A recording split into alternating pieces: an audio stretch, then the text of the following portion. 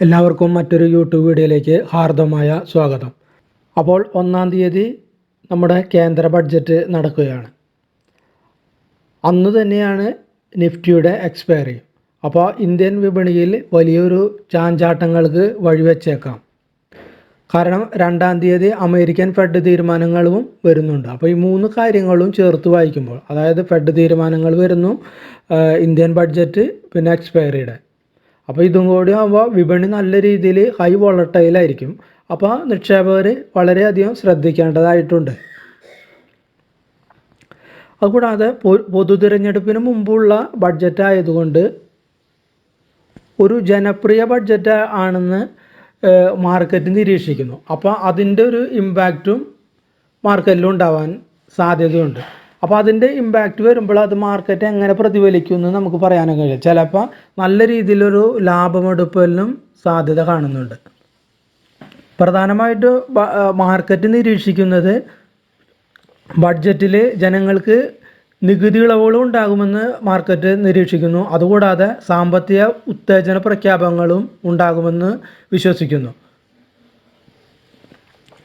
നമുക്കറിയാലോ, പ്രധാനമന്ത്രിക്ക് കിസാൻ സമ്മാൻ നിധി അതുപോലെയുള്ള ജനപ്രിയ പ്രഖ്യാപനങ്ങൾ ഈ ബഡ്ജറ്റിലും ഉണ്ടാകുമെന്ന് പ്രതീക്ഷിക്കപ്പെടുന്നുണ്ട്.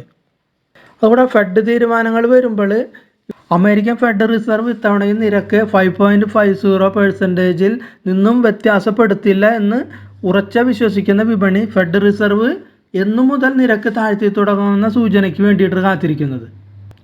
നമ്മുടെ ബഡ്ജറ്റിലേക്ക് വന്നാൽ സ്റ്റാൻഡേർഡ് ഡിഡക്ഷനിലും മറ്റും ഇളവുകൾ ഉണ്ടായേക്കാമെന്ന് ജനങ്ങളുടെ പക്കൽ അധിക പണം സ്വരൂപിക്കപ്പെടാനുള്ള സാധ്യത റിയൽ എസ്റ്റേറ്റ് സെക്ടറിനും അതുകൂടാതെ കാർ ബൈക്ക് കമ്പനികൾക്കും വൈറ്റ് ഗുഡ്സ് വകരുകൾക്കും അനുകൂലമായേക്കാം.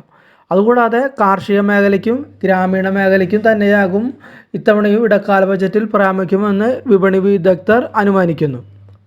അതുകൊണ്ട് വള്ളം, ട്രാക്ടർ, അതുകൂടെ കാർഷികോൽപ്പന്ന ഓഹരികളൊക്കെ നല്ല പ്രതീക്ഷയിലാണ്. അതുകൂടാതെ ഇന്ത്യൻ റെയിൽവേയുടെ വികസനത്തിനായി ഇത്തവണയും ബഡ്ജറ്റിൽ കൂടുതൽ തുക നീക്കിവെക്കാനുള്ള സാധ്യത റെയിൽവേ ഓഹരികൾക്ക് പ്രതീക്ഷയാണ്. ഇപ്പോൾ തന്നെ മിക്ക റെയിൽവേ ഓഹരികളും നല്ല രീതിയിൽ കയറിപ്പോയിട്ടുണ്ട്. നമ്മുടെ 2019 ഇടക്കാല ബഡ്ജറ്റിൽ റെയിൽവേ വികസനത്തിന് വേണ്ടിയിട്ട് 1.58 ലക്ഷം കോടി രൂപയുടെ മാറ്റിവെച്ചിട്ടുണ്ടായത്. അതുകൂടാതെ പ്രതിരോധ മേഖലയ്ക്കും ഈ ബഡ്ജറ്റിൽ നല്ല രീതിയിൽ പ്രാമുഖ്യം കൊടുക്കുമെന്ന് പ്രതീക്ഷിക്കുന്നു. അതുകൂടാതെ ഇൻഫ്രാസ്ട്രക്ചർ, സിമൻറ്റ്, മെറ്റൽ ഓഹരികളും ഒക്കെ നല്ല പ്രതീക്ഷയാണ്. പക്ഷേ ഈ പ്രതീക്ഷ വെച്ച് പുലർത്തുമ്പോൾ ഈ പ്രതീക്ഷയ്ക്ക് അനുസരിച്ചിട്ട് ഫണ്ടുകൾ ഈ സെക്ടേഴ്സിന് നീക്കി വെച്ചിട്ടില്ലെങ്കിൽ അത് ഈ സെക്ടേഴ്സിനൊക്കെ വലിയൊരു തിരിച്ചടിക്ക് സാധ്യതയുണ്ട്. അതും നമ്മൾ മനസ്സിലാക്കണം. അതുകൂടാതെ ഗ്രാമീണ മേഖല സാമ്പത്തിക ഉന്നമനത്തിനായി കൂടുതൽ പദ്ധതികൾ ആവിഷ്കരിക്കപ്പെടാൻ സാധ്യത NBFCകൾക്കും മൈക്രോ ഫിനാൻസ് കമ്പനികൾക്കും നല്ല രീതിയിൽ അനുകൂലമാകും. അതുകൂടാതെ അയോധ്യയിൽ കൂടുതൽ ഫണ്ടുകൾ മാറ്റിവെക്കപ്പെടാനായിട്ട് സാധ്യതയുണ്ട്. അപ്പോൾ അങ്ങനെ വരുമ്പോൾ അയോധ്യ മേഖല പ്രതികരിച്ചു. ഇപ്പോൾ കുറച്ച് കമ്പനികളുണ്ട്, ഹോട്ടൽ വ്യവസായം അങ്ങനെയുള്ള കമ്പനികളുണ്ടല്ലോ, Indian Hotels, Lemon Tree, Kamath hotel, അങ്ങനത്തെ ഉള്ള കമ്പനികൾക്ക് അത് നല്ലൊരു ഗുണമായിട്ട് മാറാൻ സാധ്യതയുണ്ട്. അതുകൂടാതെ പ്രധാനപ്പെട്ട ഒരു കാര്യം എന്ന് വെച്ചാൽ വിദേശ ഫണ്ടുകളുടെ ഉടമസ്ഥാവകാശം തെളിയിക്കുവാനുള്ള സെബിയുടെ പുതിയ നിർദ്ദേശങ്ങൾ വിദേശ ഫണ്ടുകളുടെ വിൽപ്പനയ്ക്ക് കാര്യമായിരിക്കും. അങ്ങനെ എങ്ങാനും ബഡ്ജറ്റിൽ വന്നിട്ടുണ്ടെങ്കിൽ അത് നല്ല രീതിയിൽ ബഡ്ജറ്റിൽ ഒരു ക്ഷീണം സംഭവിക്കും.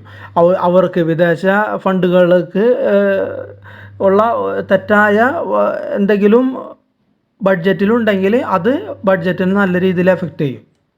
അപ്പോൾ ഇത്രയൊക്കെയാണ് ബഡ്ജറ്റിലുള്ള കാര്യങ്ങൾ. അപ്പോൾ ബഡ്ജറ്റ് വരുമ്പോൾ നല്ല രീതിയിൽ ശ്രദ്ധിച്ചും കണ്ട് ചെയ്യുക. പൊസിഷൻസൊക്കെ വളരെയധികം കുറയ്ക്കുക. മാർക്കറ്റ് എങ്ങോട്ട് വേണമെങ്കിലും പോവാം ബഡ്ജറ്റ്. കാരണം ബഡ്ജറ്റ് എങ്ങനെയാണ് വരുന്നത് നമുക്ക് ആർക്കും പ്രവചിക്കാൻ പറ്റില്ല. അപ്പോൾ ചില സെക്ടേഴ്സിന് അനുകൂലമാകുമ്പോൾ ആ സെക്ടേഴ്സ് നല്ല രീതിയിൽ ഉയരുവാനും ചില സെക്ടേഴ്സിന് ഫണ്ട് ഇല്ലെങ്കിൽ താഴേക്ക് വരാനും, അല്ലെങ്കിൽ ചില സെക്ടേഴ്സിലെ ടാക്സ് കൂട്ടുവാൽ ആ സെക്ടറിന് ഇടിവ് വരാനൊക്കെ കാരണമായിട്ടുണ്ട്. അപ്പോൾ പരമാവധി ശ്രദ്ധിച്ച് മാത്രം ചെയ്യുക. അല്ലാത്തവർ ആ ദിവസങ്ങളിലോ അല്ലെങ്കിൽ പിറ്റേ ദിവസങ്ങളിലോ മാർക്കറ്റിന് വിട്ടു നിൽക്കുക എന്നുള്ളതാണ് അഭികാമ്യമായിട്ടുള്ള കാര്യം. അപ്പോൾ ഇത്രയോടെ ബഡ്ജറ്റിനെ കുറിച്ച് പറയാനുള്ളത്. അപ്പോൾ വീഡിയോ കണ്ട എല്ലാവർക്കും നന്ദി, നമസ്കാരം.